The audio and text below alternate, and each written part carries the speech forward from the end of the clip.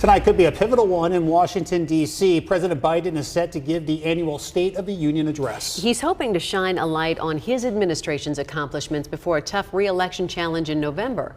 Chief political reporter Amanda Rooker joins us live from Washington to tell us what to expect tonight. Amanda. Well, Stacey, Ben, the White House tells me the president will highlight his record and tout what he sees as his top accomplishments in office.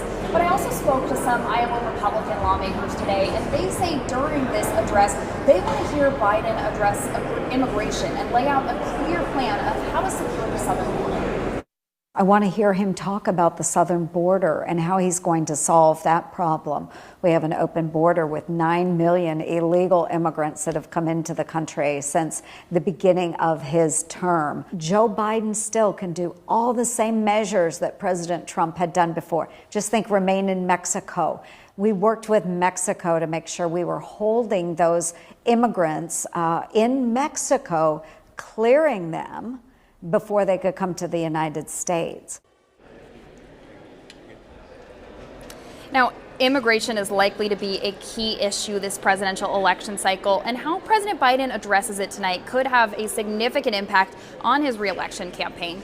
The president is turning the blame on immigration around to Congress. Top White House officials say it's Republicans in Congress that have blocked Biden's bipartisan immigration bill. They say if that bill was signed into law, that would clamp down on illegal border crossings and stop fentanyl from coming into the United States. He has asked Congress to fund additional screening measures at the border, so we're keeping fentanyl out of the United States in the first place. He's working to combat precursor chemicals and the actual manufacturing of the chemicals that lead to the production of fentanyl in the first place. So he's reached an agreement with the Chinese to try to go after the precursor chemicals that are being produced in China and coming across the border in Mexico. So he's fighting it both at the point of entry and at the point of production. Some other things that we expect to hear from the president during the address tonight is conversation around reproductive rights, in vitro fertilization, as well as gun safety prevention. And those are things that I talked about with top White House officials today, because KCCI is one of 7 stations from across the country that were invited by the White House to talk to senior officials about Biden's message and what it means specifically for Iowans. Stacey. And likely the president will be talking about the economy tonight in his speech. Amanda, there are differences between Iowa Republicans and the White House on that issue.